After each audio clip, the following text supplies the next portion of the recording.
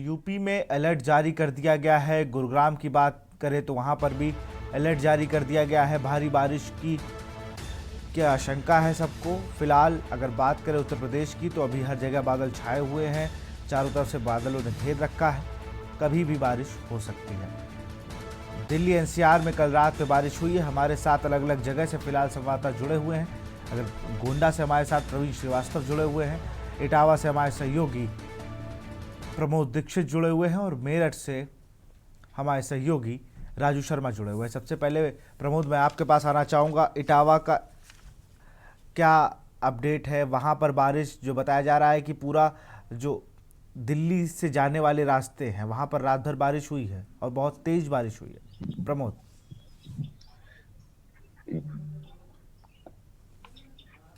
जी sir, आपको बता दें जिस तरीके से कल से जो मूसलाधार जो बारिश हो रही है, जिसके चलते एक इटावा के कई थाना क्षेत्रों में कई घटनाएं हो चुकी हैं, जिसमें 10 लोगों की मौतें हो चुकी हैं और करीब 8 लोग अभी भी जिला अस्पताल में जीवन से अपने जूझ रहे हैं। उसी के चलते इटावा के जिला प्रशासन ने साफ तौर पर एक नोटिस के आधार पर और अपने कंट्रोल रूम के माध्यम से उन्होंने दिशा निर्देश दिए गए हैं। जो भी व्यक्ति अपने कच्चे मकान पर या जर्जर हालत में के मकान में रह रहे हैं, वो वहां से निकल करके कंट्रोल रूम की कॉल लगा करके उसकी सहायता लेकर के अपने उचित स्थान पर पहुंच जाए, जिससे कि कोई भी जनहानि जैसी समस्या न सामने आए। फिलहाल जो कल के जो हालात बने थे, 7 मासूम बच्चों की मौत होती है और 3 बुजुर्गों की मौत होती है, जिसके चलते बहुत ही प्रशासन यहाँ का अलर्ट है। और अलर्ट को देखते हुए इटावा के जो जिला अस्पताल है, वहां के हालात को देखने खुद सांसद रामशंकर करेरिया वहां पहुंचे थे, जहां पर अर्थव्यवस्थाओं को देखते हुए रामशंकर करेरिया ने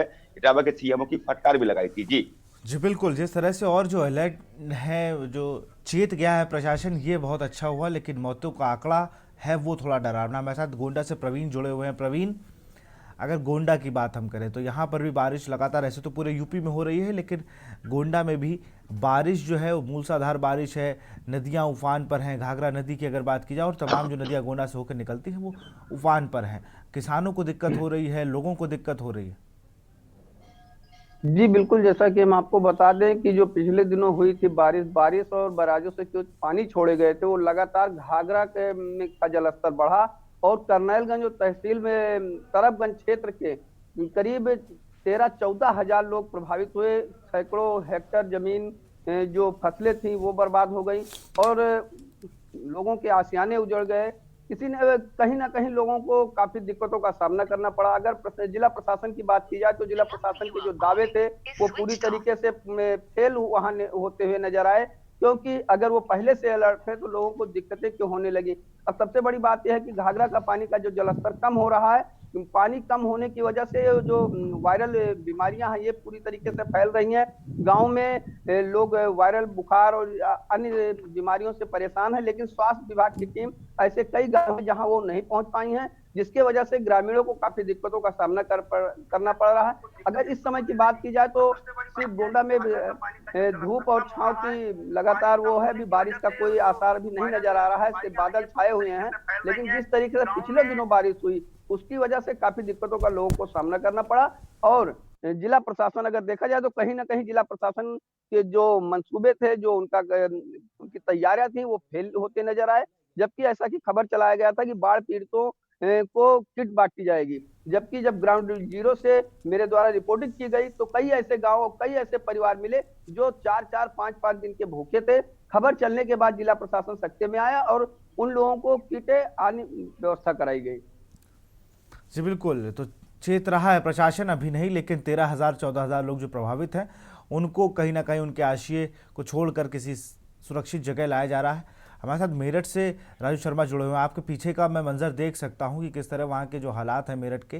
पूर्वी काली राजू पूर्वी काली नदी भी यहाँ से बहती है, जो मेरठ, बुलंदशहर, मुजफ्फरनगर होते हुए जाती है। इसको देखते हैं, अगर जो लोग हैं ज़रा उनसे पहले बात कर लीजिए, क्योंकि यही लोग बता सकते हैं। स्टूडियो में बैठ के तो नहीं पता कर सकते कि वहाँ के लोग क्या सोच रहे हैं, लेकिन आप उनसे ज़रा बात करिए कि कैसे जीवन यार पूरा बदल गया है, पूरा चार्ट बदल जाता है लोगों का, क्योंकि रास्तों में पानी भरा है, कहीं निकल नहीं सकते, और जो चीज़ें लेने जाना हो वहाँ पर भी नहीं जा सकते। जरा लोगों से बात करिए वहाँ पर, राजू। बिल्कुल, देखिए विशाल, मैं आपको बता दूं कि जहां एक और मेरठ स्मार्ट सिटी और बनने के लिए अग्रसर है, लेकिन स्मार्ट सिटी बनने से पहले जो यहाँ की स्थिति है उससे मैं अपने दर्शकों को दिखा देना चाहता हूँ कि न्यूज के जो दर्शक है, जो यहाँ पर जल भराव है, जो यहाँ के निवासी है वो नर के जीवन जीने को मजबूर है। तकरीबन 500 मीटर की ये सड़क है जो मेन रोड दिल्ली रोड को जोड़ती है। वो ये रास्ता है जो 500 मीटर की सड़क पिछले लगभग कई वर्षों से जल भराव से ग्रस्त है। आज ये बारिश की वजह से नहीं जल भराव है विशाल, यहाँ पर लगभग पिछले कई वर्षों से यहाँ पर हमेशा जल भराव रहता है। इसका एक कारण ये है कि नगर निगम के जो अधिकारी है वो यहाँ ध्यान नहीं देते हैं, ना ही सफाई कर्मी यहाँ पर आते हैं तो कूड़ा निकाल कर, देखिए कूड़ा यहाँ पर फैला हुआ, निकाल कर सड़क पर ही गिर जाते हैं, तो फिर से वो जो कूड़ा है वो नालों में भर जाता है। सड़कों का निर्माण नहीं हो पाता है। कई सौ करोड़, लगभग 1500 करोड़ का यहाँ का बजट भी पिछले काफी समय पहले पास हो चुका है, लेकिन सड़क का जो निर्माण है वो नहीं हो पाया। यहाँ पे मेरे घुटनों तक यहाँ पर पानी जो है वो भरा हुआ है। आप देख सकते हैं कि मेरे घुटनों तक यहाँ पर पानी है। 500 मीटर की ये सड़क है, इसका क्या हाल है? मेरठ के जो निवासी है वो कैसे यहाँ से निकलकर अपने रास्ते को जाते होंगे? यहाँ के निवासी जो है उनसे बातचीत कर लेते हैं कि उनका क्या कहना है।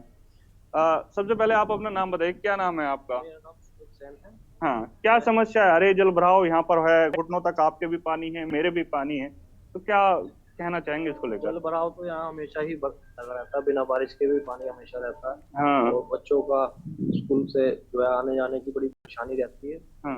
और यहाँ जो है सामने ही शॉपिंग मॉल है, यहाँ बाजार वगैरह भी होता है, तो स्मार्ट बाजार है। हाँ। तो लोग ये स्मार्ट रास्ता बना हुआ है, देखिएगा। हाँ। इधर से इसी रास्ते पे गुजर के जाना पड़ता है।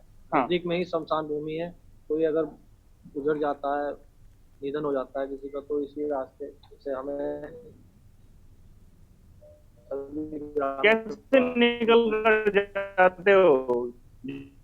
यहाँ तो जल भराव रहता है, गंदगी फैली पड़ी है। जल भराव में निकल के जाना पड़ता है। कुछ लोग दीवार पे जान जोखिम उठा करके दीवार पे से भी जाना पड़ता है।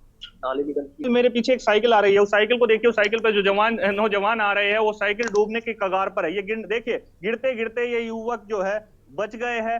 ये कारण सिर्फ इसका यही है कि नगर निगम इस सड़क की ओर पिछले काफी लंबे समय से ध्यान देने के लिए तैयार नहीं है, जबकि बजट भी पास है, उसके बाद भी नगर निगम यहाँ ध्यान देने को तैयार नहीं है। जल भराव की स्थिति मैं के न्यूज के दर्शकों को मैं दिखाऊंगा कि किस तरह से 500 मीटर की ये सड़क है। इस 500 मीटर की सड़क में सड़क ढूंढने के लिए गड्ढों में से गुजर कर जाना पड़ता है।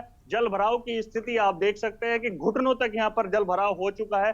गंदगी आप देखें कि नालों में किस तरह से गंदगी यहाँ पर अटी पड़ी है। नालों की जो गंदगी है वो बाहर निकालकर जो है नगर निगम के द्वारा डाल दी जाती है, फिर वो दोबारा नालों में भर जाती है। और उसके बाद यहाँ का मंजर जो है के न्यूज के दर्शक देख रहे हैं कि किस तरह से मेरठ सिटी स्मार्ट सिटी बनने के लिए और अग्रसर है। मेरठ के निवासी यहाँ से कई बार जो है यहाँ के जो स्थानीय विधायक है। बिल्कुल राजू, आप जो तस्वीरें दिखा रहे हो कहीं ना कहीं बिल्कुल सोचने वाली है, क्योंकि जिस तरह से घुटनों तक पानी, आप खुद वहां पर हैं।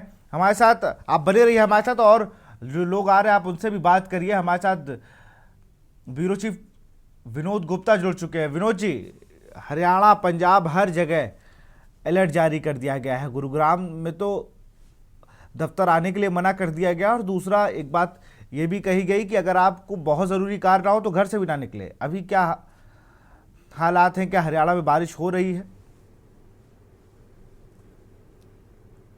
विनोद जी, क्या आप हमें सुन पा रहे हैं? जी बिल्कुल बिल्कुल, जी बिल्कुल जी जी। अगर बात करें बारिश की हरियाणा पंजाब के अंदर, तो लगातार पिछले 24 घंटे से लगातार बारिश हो रही है। पंजाब के या हरियाणा के अलग अलग जिलों की बात करें, अगर बात करें गुरुग्राम के तो पिछले, अगर कल की बात करें, कल 5 से 7 घंटे लगातार ऐसी बारिश हुई है कि कुछ घरों के अंदर जो है, जो गांव है गुरुग्राम के अंदर, उसके आसपास के एरिया में इतना पानी भर गया कि जो अगले 24 घंटे की लाइट भी कई जगह बंद कर दी गई थी।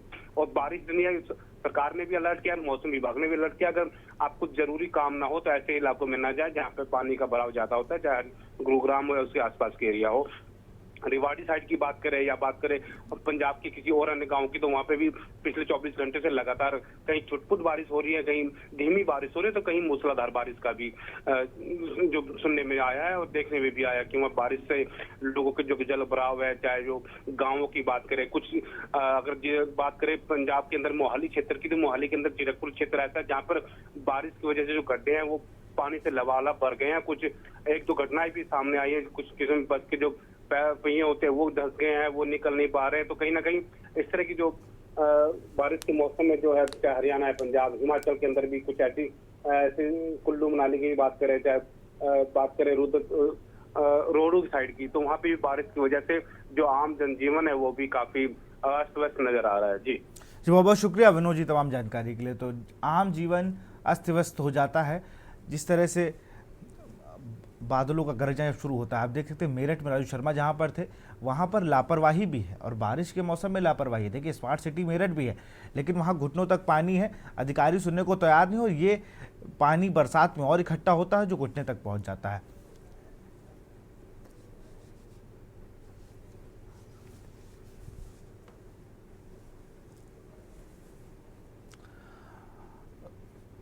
और बात अगर हम करें इटावा की तो वहाँ पर 8 लोगों की मृत्यु हो जाती है। उसके बाद जिस तरह से वहाँ सांसद पहुँच के सीएमओ को डांटते हैं, उनकी व्यवस्थाओं को देखकर ये भी सोचने वाली बात है। हम प्रवीण श्रीवास्तव थे, 14,000 उन्होंने जैसा बताया कि 14,000 लोगों से संपर्क टूट जाता है, उन्हें फिर रेस्क्यू किया जाता है। ये बहुत विडंबना है हमारे प्रशासन की कि वो सब चीज़ें पता होने के बाद भी नहीं सकता है। हमारे सहयोगी राजू शर्मा आपका भी बहुत बहुत शुक्रिया, आपने जो ज़मीनी रिपोर्ट दिखाई। प्रबोध जी आपका भी बहुत बहुत शुक्रिया और प्रवीण श्रीवास्तव आपका भी बहुत बहुत शुक्रिया। तो बारिश का रेड अलर्ट हर तरफ है। जिस तरह से 12 राज्यों में अलर्ट जारी किया गया है, यूपी में भारी बारिश की